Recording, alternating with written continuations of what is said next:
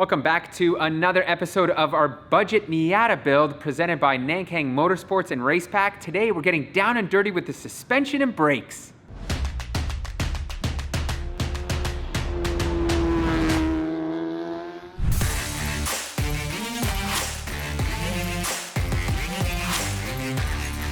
One of the key upgrades to our Budget Miata for the track are going to be brakes. We've got some performance upgrades here from StopTech and Centric.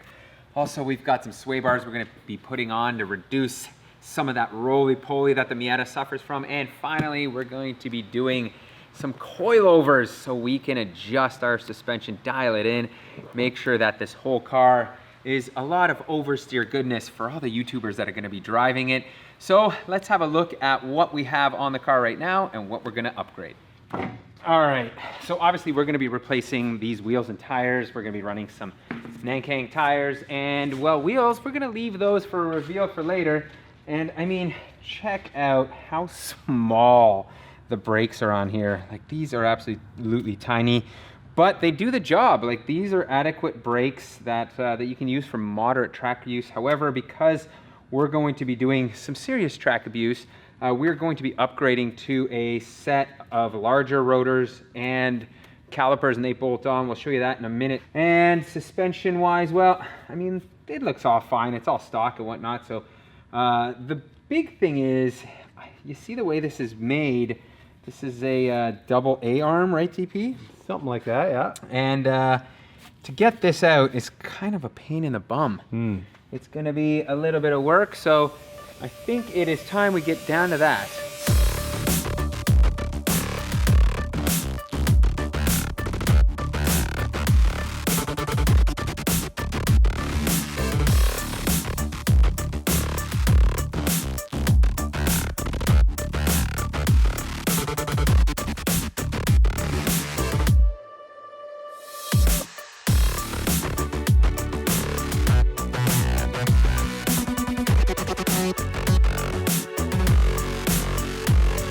Man, getting the front suspension out of this car was a lot more work than I think either of us expected.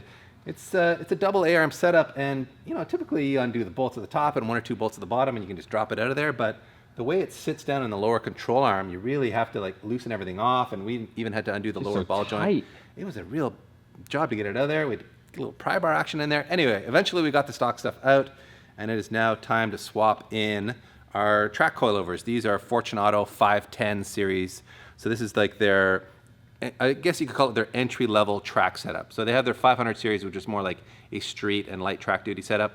This is more of a track setup with like light street duty in mind. So you can still street drive these. In fact, we did in Pete's Evo back in the day. You can go and watch that video where we drove around on the street and found them to ride very well. So I think you really could like daily drive these if you're a hardcore enough guy. And the beauty of the 510s is that they are valved in a way that suits higher spring rates. So we've gone with they're off-the-shelf spring rates of 14K in the front, 9K in the rear. It uses Fortunato's digressive valving inside, which does a really good job of controlling body roll in low-speed compressions, and then is very supple in high-speed compressions, which gives you that nice ride quality on the street or on the track if you're pounding curbs.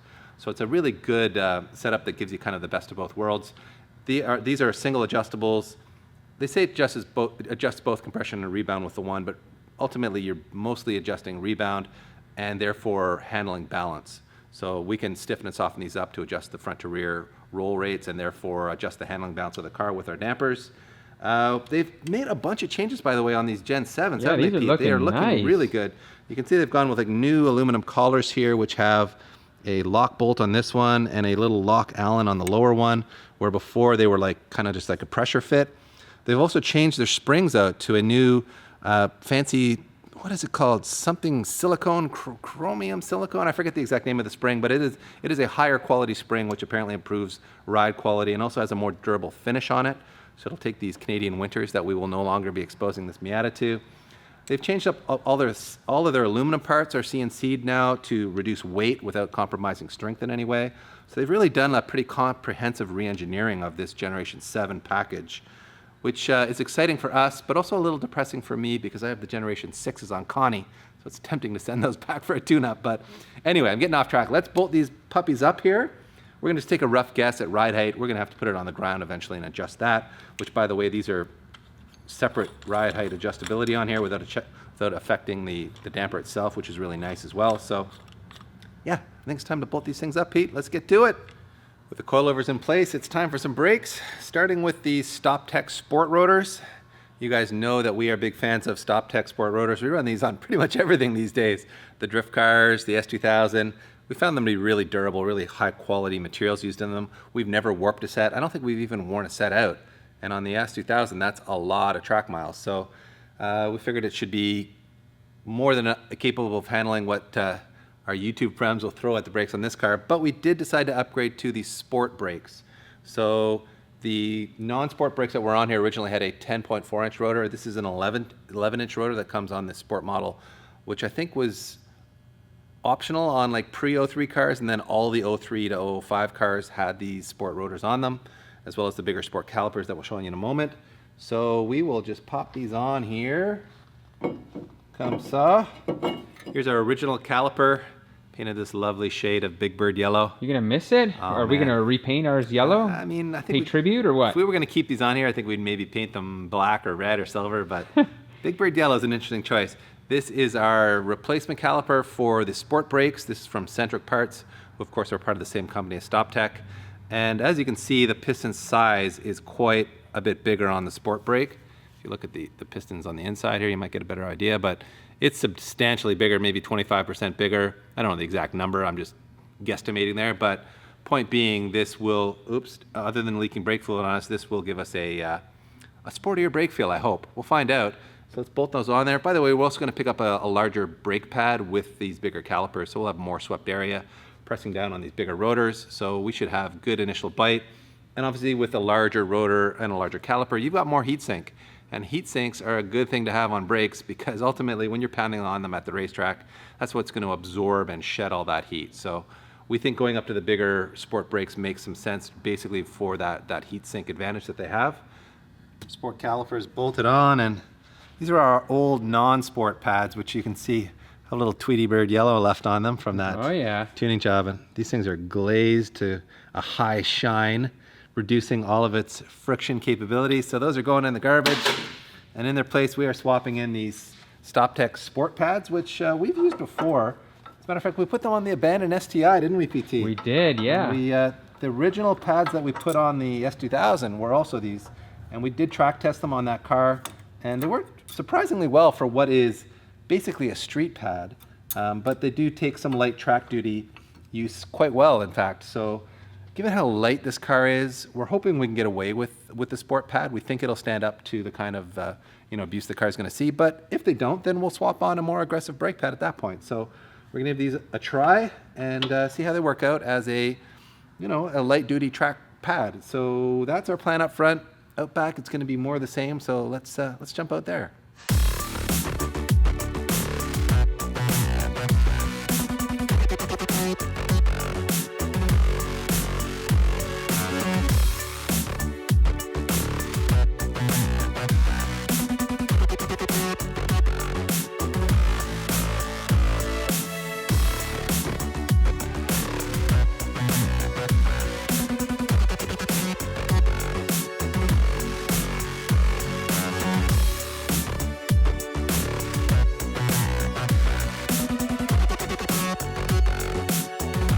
Rear end has been torn down now, and these were our OE rotors.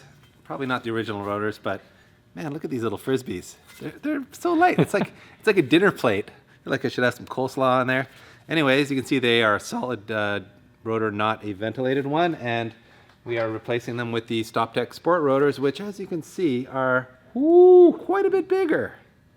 We are up in the ante in diameter, and although they're not ventilated, there's obviously a lot more surface area, a lot more mass in these rotors. So again, we will have less issues with the brake system getting overheated.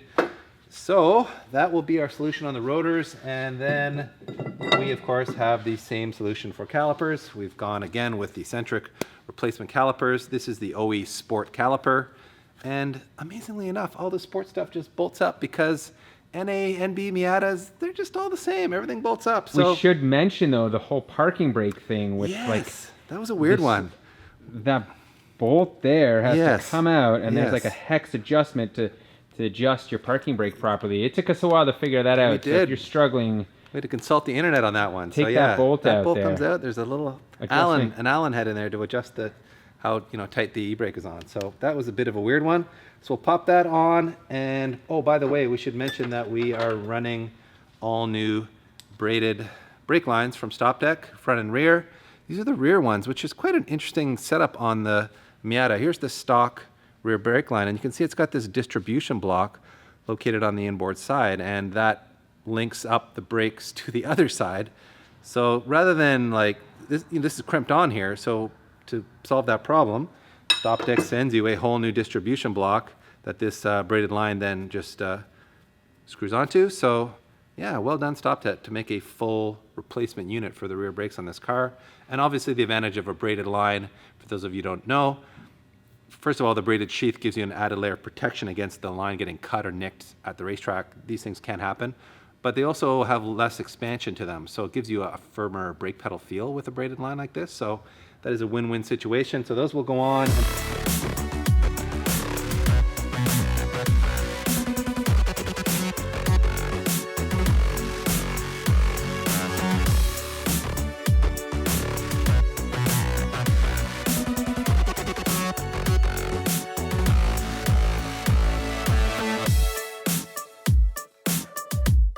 it is nice to have our brake system in place. And I gotta tell you, that whole thing with the parking brake and that Allen bolt in the back really threw me for a loop, but we figured it out. Mazda does weird things, including put a 11 mil Yeah, I measured it 11 size mil. sway bar. Like, does this do anything, It's DP? tiny. I don't know. I mean, Think you can bend it? Are you that?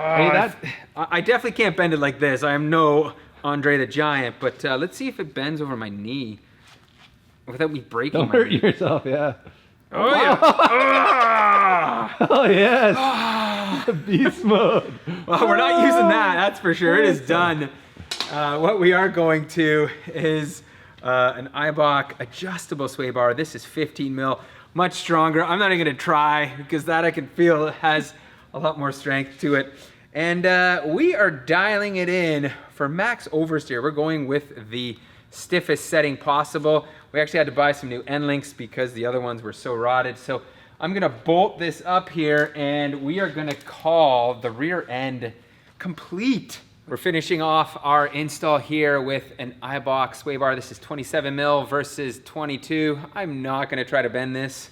I think I know better than that. Yeah.